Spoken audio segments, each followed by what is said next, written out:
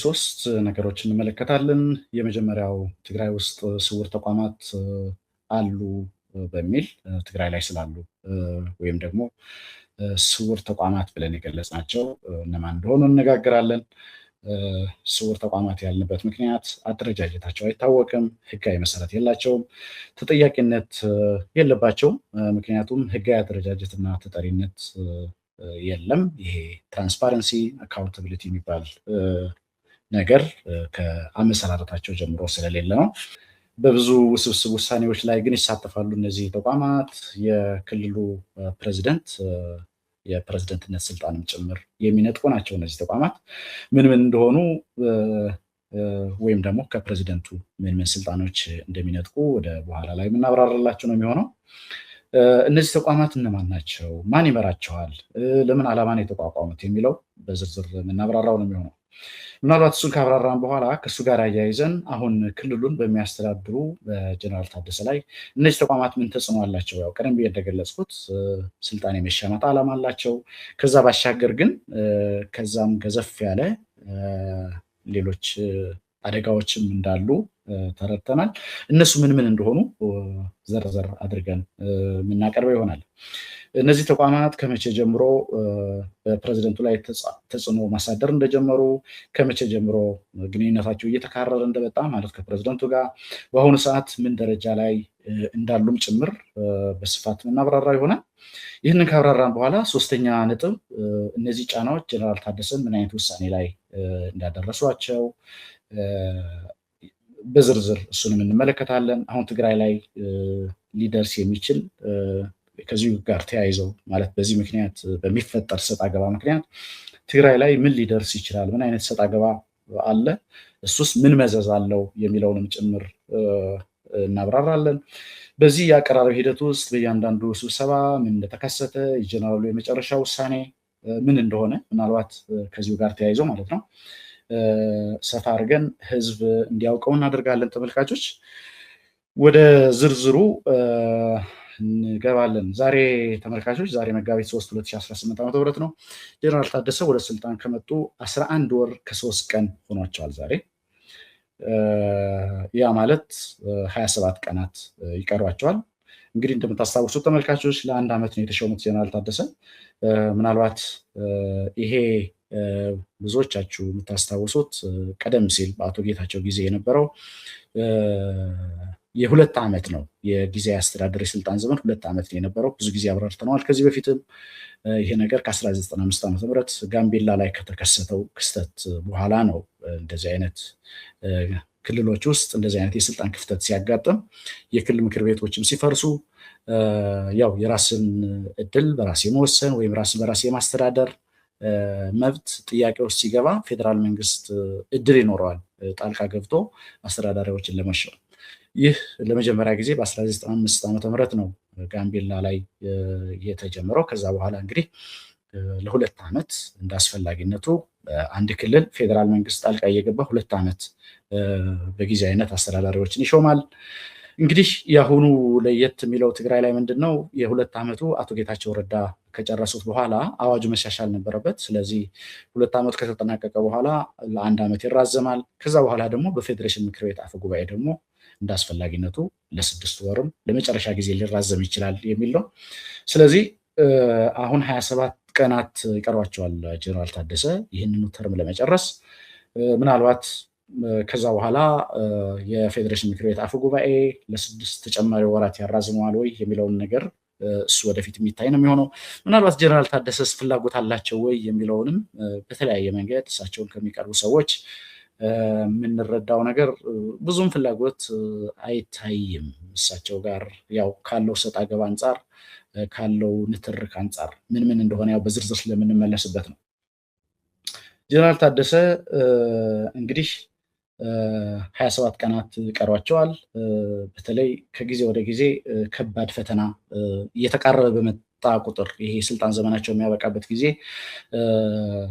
እየተቃረበ ሲመጣ ግን ብዙ ፈተናዎች እየተጋፈጡ ነው። ጀነራል ታደሰ ወደ ስልጣን ከመጡ ከ5 ወራት ገደማ ጀምሮ ነው ይሄ ቀደም ብዬ በመግቢያ ላይ የገለጽኩት አንድ ተቋም የተመሰረተው። ይህ በጥቂት የህወሓት አመራሮችና አክራሪ የሰራዊት አዛዦች ሀሳብ አመንጭነት የተቋቋመው ተቋም ካውንስል ነው የሚባለው። ይህ ካውንስል ተመልካቾች ግልጽ ለማድረግ ያህል ከ45 እስከ 55 ድረስ ተለዋጭ አባላትም ስላሉት ከ45 እስከ 50 ድረስ አባላት አሉት። እነዚህ አባላት የህወሓት ማዕከላዊ ኮሚቴ እና ከሰራዊት የሚወከሉ ከ15 እስከ 20 የሚሆኑ የሰራዊት አባላት እና 45 የሚሆኑ የማዕከላዊ ኮሚቴ የህወሓት አባላት ናቸው። እነዚህ እንግዲህ አባል ሆነው የተቋቋመ ነው የተባለው ካውንስሉ። ይህ ነው እንግዲህ ካውንስል የሚባለው። ቀደም ብዬ የአመራረጥ ሂደት በምን ህግ በየትኛው የክልል ኮንስቲቱሽን እንደተቋቋመ አይታወቅም ብዬ ነበር። ሲምፕሊ ይህ ካውንስል የተቋቋመበት ዋናው ምክንያት ፕሬዚደንቱ የበላይ ጠባቂ ያስፈልጋቸዋል ወይም የበላይ አለቃ ያስፈልጋቸዋል ተብሎ በጥቂት የድርጅቱና የሰራዊት አመራሮች ውሳኔ የተመሰረተ ነው። ይህ ካውንስል ቀደም እንደገለጽኩት የማዕከላዊ ኮሚቴ አባላትና ከ15 እስከ 20 የሚሆኑ የሰራዊት አባላት የአርሚ አዛዦች፣ የግንባር አዛዦች ያሉበት ስብስብ ነው። ይህ ካውንስል እንግዲህ 9 ስራ አስፈጻሚ አባላት ደግሞ መርጠዋል። ያው ቀደም እንደገለጽኩት የአመራረጥ ሂደቱ ብዙም አሳማኝ አይደለም፣ ግን 9 ደግሞ አባላት አሉት፣ የስራ አስፈጻሚ አባላት። ይሄ ካውንስል ተብሎ የበላይ ጠባቂ ነገር ነው። ከዛ የተውጣጡ ደግሞ 9 አባላት ደግሞ ስራ አስፈጻሚ ሆነው ተቋቁመዋል ማለት ነው። እነዚህ በየጊዜው የሚገናኙ ናቸው። ይህም ቢሆን በምን የአመራረጥ ስርዓት፣ በምን ህግ፣ በምን የተጠሪነት ስርዓት የሚለው ነገር ያው መልስ የለውም። እነዚህ 9 ስራ አስፈጻሚ አባላት ያው በተደጋጋሚ ገልጸነዋል። ከህወሓት 3፣ ከሰራዊት 3፣ ከጊዜ አስተዳደር ደግሞ ያው ጀነራል ታደሰን አስገብተዋቸዋል። ግን ያው ለይስሙላ ነው፣ ይሄ የስትራቴጂክ አመራር በሚል ነው ጀነራል ታደሰን ያስገቧቸው እንጂ በዋናነት ካውንስል ያነጣጠረው ጀነራል ታደሰ ላይ ነው። የጀነራል ታደሰ ስልጣን ያው ለመሻማት በሚል ነው ያ የተቋቋመው። ስለዚህ 3 ናቸው። ከህወሓት ሊቀመንበሩ ዶክተር ደብረጽዮን፣ ጽህፈት ቤት ኃላፊዋ ወይዘሮ ፈትለወርቅ እንዲሁም የስራ አስፈጻሚ አባሉ ዶክተር አብርሃም ተከስተ ናቸው የተወከሉት። ከጊዜ አስተዳደር ደግሞ ፕሬዚደንቱ ሌተናንት ጀነራል ታደሰ እንዲሁም ምክትል ፕሬዚደንቱ አቶ አማኑኤል አሰፋ። አቶ አማኑኤል አሰፋ ባይዘው የህወሓት ምክትል ሊቀመንበር ናቸው። እዚህ ላይ ግን በህወሓት ነው እንግዲህ ተወክለው የሚመጡት እንደገና በድጋሚ ማለት ነው። ከዛ 3ኛው የክልሉ ሰላምና ጸጥታ ቢሮ ኃላፊ የሆኑት ሌተናንት ጀነራል ፍስሐ ኪዳኑ ወይም ፍስሐ ማንጆስ ናቸው። ከዛ ከሰራዊት ደግሞ የግንባር አዛዦቹ ጀነራል ጆን መዲድ፣ ጀነራል ምግበ ኃይለ እና ጀነራል ወድንቤተይ ወይም ኃይለስላሴ ግርማይ የሚባሉት ወታደራዊ አዛዥ ናቸው። እነዚህ 3 ከ3ቱም ተቋማት ተውጣጡ የተባሉ ናቸው። ግን ቤዚካሊ ስንመለከተው 4ቱም የህወሓት አባላት ናቸው፣ የህወሓት አመራሮች ናቸው። አንዱ በጊዜያዊ አስተዳደር ሊወከል ይችላል ወይም በቀጥታ ከህወሓት ሊወከል ይችላል። ግን ደግሞ ያው ዞሮ የህወሓት 4 አባላት አሉ። ከሰራዊት ደግሞ 4 አሉ። ያው አንዱ በጊዜያዊ አስተዳደር ስለሚወከል ማለት ነው ጀነራል ፍስሐ ማንጁስ። ከዛ በተረፈ እነዛም በጥንቃቄ ነው የተመረጡት። ያው ከህወሓት ጽህፈት ቤት ጋር የተናበበ አይነት አቋም እንዳላቸው ታስቦ የተቋቋመ ነው። ስለዚህ እነዚህ ናቸው 9 እንግዲህ ቅድም ከገለጽኩት ከ45 እስከ 50 ከሚሆኑት ካውንስል በሚል ከተቋቋሙት ውስጥ የተውጣጡ 9 አባላት እነዚህ ናቸው። እንግዲህ ከዛ በኋላ የፕሬዝደንቱ ስልጣን ወደ ካውንስሉ እንዲዞር አደረጉ። ስለዚህ የተወሰነ ሚና እንዲኖራቸው አደረጉ ፕሬዝደንቱ። ከዚህ ጀርባ ያው በዋናነት ስማቸው የሚነሳው አንድ ሰው አሉ። ይሄ ካውንስልም እንዲቋቋም ይሄ እንደዚህ አይነት ውጥንቅጥም እንዲመጣ የፈለጉት ዶክተር ደብረጽዮን ናቸው። ምክንያቱም ዶክተር ደብረጽዮን ከዚህ በፊት እንደገለጽ ነው ፕሪቶሪያ ፈርሰዋል፣ ወደ ፕሬዝደንትነት መመለስ አለብኝ የሚል ተደጋጋሚ ዘመቻ በማድረግ ነው የሚታወቁት። ስለዚህ አንዱ መንገድ ምንድን ነው? እሳቸው ናቸው ሊቀመንበሩ፣ የዚህ የካውንስሉ ሊቀመንበር። ስለዚህ ባይ ዲፎልት የፕሬዝደንቱ ስልጣን ወደ ካውንስሉ ዞረ ማለት እሳቸው ደግሞ የካውንስሉ ስራ አስፈጻሚ ሊቀመንበር ስለሆኑ ዞሮ ዞሮ በእሳቸው የእጅ አዙር እንዲመራ ነው ፍላጎቱ። እንግዲህ ከዚህ ነው የሚጀምረው ችግሩ ተመልካቾች። ስለዚህ የዶክተር ደብረጽዮን እጅ ረዘም ብሎ ይታያል። በዚህ በአመሰራረቱ ላይም ያው ቅድም በገለጽኩት አይነት የህግም የአመሰራረትም የህገ መንግስታዊም የተለያዩ ክፍተቶች አሉት። ያ ክፍተት ባለው መልኩ በዚህ መልኩ እንዲቋቋም የተደረገበት ዋናው ምክንያት የዶክተር ደብረጽዮን እጅ ረዘም ብሎ ይታያል እዚህ ላይ ማለት ነው። ስለዚህ እንግዲህ ካውንስሉ እና በካውንስሉ ስር ያሉት 9 ስራ አስፈጻሚ አባላት በዋናነት ያው ካውንስሉ በየጊዜው ስለማይሰበሰብ እነዚህን 9 አባላት ነው የወከለው። አንድ መንግስት ሊኖረው የሚገባ መሰረታዊ ፒላር ነው እንግዲህ የሚነጥቀው። ለምሳሌ ጊዜ አስተዳደር አንድ መንግስት የሚባለው ፖለቲካው፣ ጸጥታው፣ ኢኮኖሚውን ሲያስተዳድር ነው። ግን ይህ ካውንስል ኮሚቴ ያቋቁሟል እነዚህን ኦቨርሲ የሚያደርግ ማለት ነው። ስለዚህ እነዚህ 9 አባላት ባሉት ስብስብ ውስጥ ኦቨርሲ የሚደረገው ያው ኮሚቴዎች ስላሉ ለምሳሌ ፖለቲካውን በተመለከተ ወይዘሮ ፈትለወርቅ ናቸው የፖለቲካ ኮሚቴውን የሚመሩት። ስለዚህ በህወሓት ጽሕፈት ቤት እንዲመራ ይፈልጋል ኮሚቴው ማለት ነው። በዛ አቅጣጫ ነው እንዲሄድ የሚፈልገው። ጸጥታውን በተመለከተ ደግሞ ቀደም ብዬ እንደገለጽኩት በሰራዊት ተወክለው የመጡት ጀነራል ኃይለስላሴ ግርማይ ወይም ወድም በይታይ እሳቸው እንዲመሩት ነው ፍላጎቱ። ያው እስካሁን ተሳክቷል አልተሳካም የሚለውን ነገር ያው መሬት ላይ አልወረደም ሹመታቸው፣ ግን እንደዛ እሳቸው እንዲሆኑ ነው የሚፈልገው። ከዛ በተጨማሪ ኢኮኖሚን በተመለከተም ዲፕሎማሲ የሚልም አለ። ኢንተረስቲንግሊ ዲፕሎማሲ ደግሞ ዶክተር አብርሃም ተከስተ ናቸው። ዲፕሎማሲ አንድ ክልል እንደዚህ አይነት አደረጃጀት እንዴት ሊያቋቁም እንደሚችል አይታወቅም። ዞሮ ዞሮ ዲፕሎማሲ የሚባለው ያው በፌዴራል መንግስት ነው የሚደረገው። ግን ያው ትግራይ ላይ ያለው ሁኔታ አንዳንዱ ትንሽ ግራ የተጋባ ነገርም ስላለ ያው የጦርነት ማግስትም ያለ ክልል ስለሆነ እንግዲህ ዲፕሎማሲ የሚልም አለ። የዲፕሎማሲ የሚለውን የሚመሩት ዶክተር አብርሃም ተከስተ እንደሆኑ ሰምተናል። ይህንን እንግዲህ በዚህ መልኩ ከተቋቋመ በኋላ ፕሬዚደንቱ ከመጀመሪያ ጀምሮ ያው ቅሬታ ነበራቸው። ምክንያቱም በቀጥታ የእሳቸውን ስልጣን የሚነጥቅ ነው ማለት አለቃ ያስፈልግሃል ተብሎ ፕሬዚደንት ነህ ግን አለቃ ያስፈልግሃል ተብሎ ነው ላያቸው ላይ ይህ እንዲቋቋም የተደረገው። ብዙ ጥረቶች ሲደረጉ ነበር ፕሬዚደንቱ ይህንን ካውንስል እንዲቀበሉ።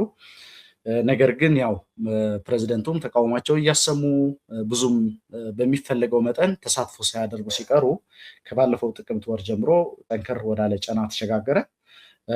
2 የሰራዊት እንቅስቃሴ ተደርጎ ነበር እንደምታስታውሱ ተመልካቾች። በመጀመሪያ ጥቅምት ወር ላይ አርሚ 22 300 የሚሆኑ የሰራዊት አባላት ወደ ፕሬዚደንት ጽሕፈት ቤት ሄደው ከበባ አደረጉ። ከዛ ደግሞ እንደገና ለሁለተኛ ጊዜ ደግሞ አርሚ 31 2 ኮሮች ጠዋትና ከሰዓት መጥተው ያንን እንቅስቃሴ ያደረጉ። ይህ የጫናው አንድ አካል ነው። በተለያየ መንገድ በሚዲያ እንደዚህ በሰራዊት እንቅስቃሴ በተለያየ መንገድ ጫና አድርጎ በማወክ ያው ፕሬዚደንቱ ያንን እንዲቀበሉ የማድረግ ነው የነበረው። ከዛ አንድ የማስገደጃ መንገድ ነው የነበረው እሱ። ከዚህ በኋላ ጀነራል ታደሰ እስኪ በቅርብ ልመልከተው በሚል መሰብሰብ ጀምሮ አንዳንዴ ይሰበሰባሉ። ብዙ ጊዜ ግን ባለመስማማት ይወጣሉ። ነገር ግን እንደ ፕሬዚደንት ምቾት የሚሰጥ አይደለም። ያው ቀደም ብዬ እንደገለጽኩት የካውንስሉ ኃላፊነት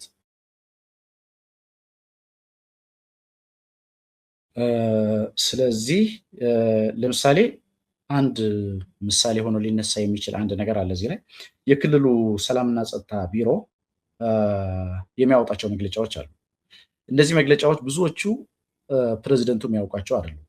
ለምሳሌ የክልል ሰላምና ጸጥታ ቢሮ ማለት የዛ ቢሮ ኃላፊ የካቢኔ አባል ነው። ተጠሪነቱ ለፕሬዚደንቱ ነው። በፕሬዚደንቱ ነው የሚሾመው። ነገር ግን ያ ቢሮ የሚያወጣቸው መግለጫዎች ፕሬዚደንቱ ለምሳሌ ትላንት የወጣው መግለጫ በጣም ግራ የተጋባ መግለጫ ትላንት ወጥቶ ነበር። አሁን መግለጫው አስፈላጊ ነው አይደለም ሌላ ጉዳይ ነው። ግን አሰራር በተከተለ መንገድ ነው መሆን ያለበት ማንኛውም አሰራር። ትላንት የወጣው አንዱ መግለጫ ፕሬዚደንቱ መረጃ እንደሌላቸው ነው አውራምባ ታይምስ ለማወቅ የቻለው። ስለዚህ እንዲህ አይነት አካሄዶች አሉ። ኢቭን ለምሳሌ ፕሬዚደንቱ ሳያውቁት የክልሉ የመንግስት ኮሚኒኬሽን ጽሕፈት ቤት መግለጫ ሊያወጣ አይችልም። ምክንያቱም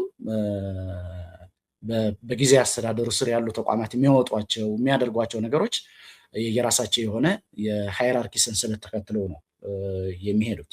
ግን ይህ ሰላምና ጸጥታ የሚባለው ተቋም አንዳንዴ እኩለ ሌሊት መግለጫ ያወጣበታል። አንዳንዴ መመካከልም ሳያስፈልግ ተንኳሽ የሚባለው አይነት ተንኳሽ ሴንስ ያው ፌዴራል መንግስት በኩል ችግሮች የሉ ማለት አይደለም። ግን እዛ ጋር የሚወጡ መግለጫዎች ብዙ ጊዜ ጥያቄ ይነሳባቸዋል የሚል ነው። ይህ ካውንስል በሚል የተደራጀው አካል ቀለል ባለ አገላለጽ የአጥፍቶ ጠፊ አይነት ዓላማና አደረጃጀት ነው ያለው ማለት ይቻላል። ቀደም ሲል እንደጠቀስነው ተጠያቂነት፣ ኃላፊነት የሚወስድ አይነቱም አይደለም። በሌላ አገላለጽ ላፕቶፕ የያዙ ፖለቲከኞችና መሳሪያ የያዙ የጦር አበጋዞች እኩል የሚሰበሰቡበት መድረክ ማለት ነው። ይህ ስብስብ ነገሮች በድርድር ለመፍታት ዝግጁ አይደለም። ያ ማለት የፌዴራል መንግስት እንግዲህ ከፌዴራል መንግስት ጋር ያለውን ልዩነት፣ ጦርነት ለማስቀረት የሚደረጉ እንቅስቃሴዎች በሰላማዊ መንገድ በድርድር ለመፍታት የሚደረገው እንቅስቃሴ ሙሉ ለሙሉ ዝግ ነው የሚያደርገው ይህ ካውንስል። ምናልባት አንዳንድ በግለሰብ ደረጃ የህወሓት አመራሮች ድርድር ያስፈልጋል ሊሉ ይችላሉ። ነገር ግን ይህ ካውንስል ደምድሞ ነው ከመነሻው ጀምሮ ደምድሞ ድርድር የሚባል ነገር አያስፈልግም የሚል አማራጭ የሚከተለው። እንግዲህ ከዛ ውጭ ያለው አማራጭ ደግሞ ምንድን ነው ከተባለ ያው በነገራችን ላይ እዚህ ላይ የፌዴራል መንግስት አሉታዊ ሚናም የሚዘነጋ አይደለም። ይህንን ካውንስል ህዝባዊ ዓላማ ያለው እንዲመስል ፌዴራል መንግስት ትልቅ አስተዋጽኦ አድርገዋል። ምክንያቱም ፌዴራል መንግስት ያልመለሳቸው ጥያቄዎች እንደ ግብአት ይጠቀማል ይሄኛው ካውንስል። ለምሳሌ የተፈናቃዮች አለመመለስ፣ የትግራይ የግዛት አንድነት። ለምሳሌ ከሁለት በላይ ዞኖች የትግራይ ዞኖች በትግራይ አስተዳደር ስር አይደለም ያሉት። በዚህ ዙሪያ የሚነሳ የብሔራዊ ደህንነት ጥያቄ አለ ከትግራይ። ነገር ግን ይህንኑ ምላሽ ባለማግኘቱ በፌዴራል መንግስት በኩል ይህንን ነው እንደ ምክንያት አድርጎ የሚያቀርበው። ከዛ በተጨማሪ ከቅርብ ጊዜ ወዲህ ደግሞ ያው ብዙ ጊዜ የምንገልጻቸው አሉ። ይሄ የነዳጅ ክልከላ፣ የድጎማ ባጀት መከልከል፣ የመድኃኒት እና የትምህርት ግብአቶች መከልከል፣ እነዚህ ነገሮች የፌዴራል መንግስት አሳዛኝ እርምጃዎች ናቸው። ግን እነዚህ በፌዴራል መንግስት የተደረጉ አሳዛኝ እርምጃዎች እጅግ በሚያሳዝን ሁኔታ ለዚህ ካውንስል ጀስቲፋይ ማድረጊያ ሆነው ነው የሚቀርቡት። ኦልሞስት እንደ ነዳጅ ነው የሚጠቀምባቸው ካውንስሉ። ምክንያቱም ጦርነት አያስፈልግም፣ ነገሮች በድርድር ይላቁ፣ እንደዚህ ይሁን ምናምን ሲባል የዚህ ካውንስል አመራሮች ወይም ደግሞ ይህ ካውንስል መቋቋም አለበት ያሉት አርክቴክቶች ብዙ ጊዜ የሚያነሱት ጥያቄ ምንድን ነው? እነዚህን ፌዴራል መንግስት ያልመለሳቸውን ጥያቄዎች ነው በምሳሌነት የሚያነሱት። ለምሳሌ ተፈናቃይ አልተመለሰም ይላሉ፣ የግዛት አንድነት አልተመለሰም ይላሉ። ስለዚህ ጀስቲፋይ ለማድረግ እነሱ የሚያደርጉት እንቅስቃሴ ጀስቲፋይ ለማድረግ ፌዴራል መንግስት የሚገባውን ኃላፊነት አለመወጣቱ አንድ ምክንያት ነው። እዚህ ላይ በግልጽ ሊሰመርበት የሚገባው ፌዴራል መንግስት ያው የቤት ስራውን ቢሰራ ኑሮ ይህ ሁሉ ጣጣ ይመጣል። በምንም ተአምር ፌዴራል መንግስት ያው ከዚህ ነፃ ነው ብሎ ማለት አይቻልም። ማለት የካውንስሉን ችግር ስንነጋገር በቀጥታም ይሁን በተዘዋዋሪ ፌዴራል መንግስት ለዚህ ግብአት አድርገዋል። ፌዴራል መንግስት ጀነራል ታደሰንም በተገቢው መንገድ ኃላፊነታቸው እንዲወጡ አላደረገም። ያው በህወሓትና በፌዴራል መንግስት በፕሪቶሪያ ስምምነት መሰረት ነው የተቋቋሙት የጊዜያዊ አስተዳደሩ የተቋቋመው። ጀነራል ታደሰ ያንን ኃላፊነታቸው ከተቀበሉ በኋላ ግን ከፌዴራል መንግስት ያው የማደናቀፍ ሚናዎች ናቸው የሚበዙት በአብዛኛው። ማለት ምንም ይሄ ምንሸሽገው ምንደብቀው አይነት ነገር አይደለም። አሁንም ቢሆን ይህ ሁሉ ፈተና ሲጋፈጡ ፌዴራል መንግስትም ሌላ ጫና አድራጊ ነው እንጂ እነዚህን ችግሮች ኢንፋክት አሁን ግንኙነቱም ጤናማ የሚባል አይነት ግንኙነትም ያለ አይመስለኝም በጀነራል ታደሰ አስተዳደር እና በፌዴራል መንግስት መካከል። ምክንያቱም ከዚህ ከጸለምቲ ጦርነት በኋላ ብዙም ግንኙነታቸው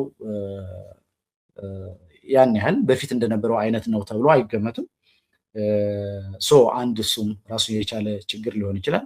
ግን ጀነራል ታደሰ ብዙም ለዛ ግድ ያላቸው አይመስሉም። ምክንያቱም ብዙ ጊዜ የሚሉት ልክ ጫና ሲደርስ እኔ እንደ ጌታቸው አይነት አማራጭ የምከተል አይነት አይደለሁም፣ ካልሆነም ስልጣኑ የሚቀርም ከሆነ ከዛ በኋላ የራሴ ህይወት እመራለሁ ወይ መጽሐፌን እየጻፍ እቀጥላለሁ ነው የሚሉት እንጂ ብዙም እዛ ላይ ዲፔንድ አያደርጉም። ግን ዞሮ ዞሮ የፌዴራል መንግስትም አንድ ራሱ የቻለ ግብአት ሆኗል በዚህ ሂደት ውስጥ ለማለት ነው ይህን ነጥብ ያነሳሁት።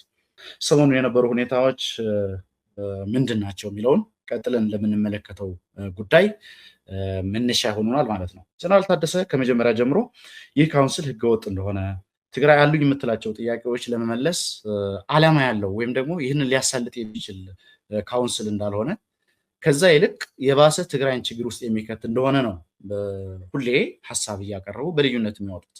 ትግራይ ያሉ ችግሮች ምንም እንኳን በፌዴራል መንግስት ብዙ ያልተመለሱ ጥያቄዎች ቢኖሩም እስከ መጨረሻ እድሉን እንመልከት። ምክንያቱም ወደ ጦርነት ሲገባ እንግዲህ ተፈናቃይ የሚመልስ አይነት ስለመሆኑና ስላለመሆኑ እርግጠኛ መሆን አይቻልም። ጦርነቱ አይደለምና ጦርነቱ ውስጥ እነዚህ ተፈናቃዮች ሊመልስ አሁን ገና ለገና ጦርነት ይከፈታል በሚል ከርዕሰ ከተማዋ ከመቀለ ስንት ሰው እየወጣ እንደሆነ እያየን ነው። ዛሬ አልጀዚራ ይዞት የወጣው መረጃ የሚያሳየው ያንን ነው። በርካታ ዜጎች በተለይ ወጣቶች ትግራይን ለቀው እየወጡ ነው። ስለዚህ ገና ለገና ጦርነት ይመጣል በሚል ነው ለቀው እየወጡ ያሉት። ስለዚህ ጦርነት ደግሞ ከተከፈተ መቀለም ሴፍ አትሆንም። ስለዚህ ከዛ አንጻር በተቻለ መጠን ችግሮችን ቢኖሩ ብዙ የሚመር ነገርም ቢኖር በሰላምና በውይይት በድርድር ለመፍታት ጥረት እናድርግ የሚል አማራጭ የሚያቀርቡት ለዛ ነው። ከዛ በተደጋጋሚ ግን ይሄ መደማመጥ እየጠፋ ሲመጣ ጀነራል ታደሰ ከቅርብ ጊዜ ወዲህ ስብሰባዎችን በግልጽ ቦይኮት ማድረግ ጀመሩ። ውሳኔዎች ተፈጻሚ አለማድረግ፣ በዚህ ካውንስል በሚባለው የሚወጡ ውሳኔዎችን ተፈጻሚ አለማድረግ፣ የካውንስሉ ምክረ ሀሳቦችን እንደ አማራጭ አለመውሰድ፣ ከዛም ባለፈ የዚህ ስብስብ አካሄድ በግልጽ መቃወም ጀመሩ። ጀነራሉ እዛ ውሳኔ ይድረሱ እንጂ ይህ የፖለቲኮ ሚሊተሪ ኦሊጋርኪ ግን ለብቻው እየተሰበሰበ ደግሞ አንዳንድ ውሳኔዎች መወሰን ቀጠለ ማለት ነው ከዚህ በኋላ። ስለዚህ አንዳንድ ውሳኔዎች መወሰን ሲጀምር ጀነራሉ አቋማቸውን ለዶክተር ደብረጽዮን ግልጽ አደረጉ። አውራምባ ታይምስ ባለው መረጃ ዛሬ ጠዋትም ከዶክተር ደብረጽዮን ጋር ተገናኝተዋል ጀነራል ታደሰ። አቋማቸውን ግልጽ አደረጉ።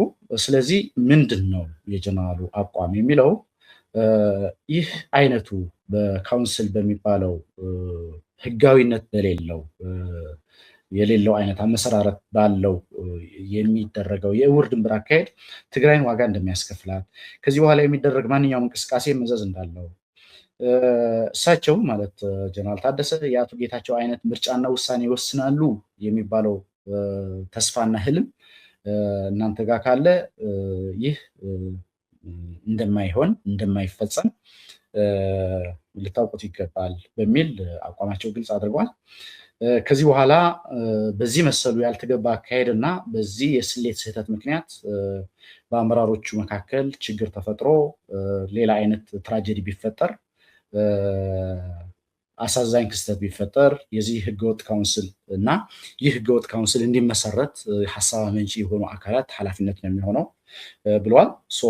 ምንም አይነት አማራጭ በምንም አይነት ሁኔታ ከቁጥጥር ውጭ የሆኑ እንቅስቃሴዎች ቢደረጉ እንግዲህ እነዚህ ጀነራሎችም ሊሆን ይችላል፣ የፖለቲካ አመራሮችም ሊሆን ይችላል፣ አሁን ከዚህ በኋላ ወዴት ያመራል የሚል ትንሽ ስለሚያሰጋ ህዝብ ማወቅ አለበት በሚልም ጭምር ነው እያንዳንዱ እንቅስቃሴ ከዚህ በኋላ ያለው በጥንቃቄ ነው መደረግ ያለበት። ምናልባት አንዳንድ አላስፈላጊ ነገሮች ውስጥ የሚገባ ከሆነና ራስን ለመከላከል በሚል የሚወሰዱ የተለያዩ እርምጃዎች ካሉ ኃላፊነቱ የዚህ አካል እና ይህንን አማራጭ የወሰዱ ወይም ደግሞ ይህንን አማራጭ መውሰድ አለብን ብለው ሀሳብ ያመነጩ አካላትን እንደሚመለከት ነው ጀነራል ታደሰ አቋማቸውን ይፋ ያደረጉት። በዚህ መንገድ በተለይ የኃይል የሚመስል አይነት አማራጭ ማንንም እንደማይመር፣ በዚህ መንገድ ማንም እንደማይተርፍ አቋማቸውን ግልጽ አድርጓል። ከዚህ በኋላ የሚፈጠር ማንኛውም ችግር የካውንስሉና በስልጣን ፍቅር ምክንያት ካውንስሉን የመሰረቱ ኃላፊዎች ኃላፊነት እንደሚወስዱ ዛሬ ለዶክተር ደብረጽዮን ግልጽ አድርገውላቸዋል ጀነራል ታደሰ። ይህ የጀነራሉ አቋም ህዝብ እንዲያውቀው በዚህ ሚዲያ አማካኝነትም ይፋ እንዲደረግ የተደረገው በዚህ ምክንያት ነው። ተመልካቾች እንግዲህ አሁን ያለው ሁኔታ እጅግ ያሳዝናል። ያው ትግራይ ብዙ ችግሮች ናቸው ያሉባት። በዚህ ሁሉ ችግሯ መሀል እንግዲህ እንደዚህ አይነት ኢን ዘ ኔም ኦፍ ማለት ፐብሊክ ኢንተረስት በሚል ነው፣ ግን ማለት የፐብሊክ ኢንተረስት አይደለም መነሻ። ብዙ ጊዜ እንደምንለው ኢንዲቪዥዋል ኢንተረስት ነው። ያው ግን ፌዴራል መንግስት ያልመለሳቸው ጥያቄዎች በግብአትነት ይጠቀሙና ያንን ነገር ያደርጋሉ። ፌዴራል መንግስትም ያንን ነገር ለማድረግ ፈቃደኛ አይደለም። ስለዚህ ያው እዚህ ሁኔታ ውስጥ እዚህ ደረጃ ላይ ተደርሰዋል ማለት ነው።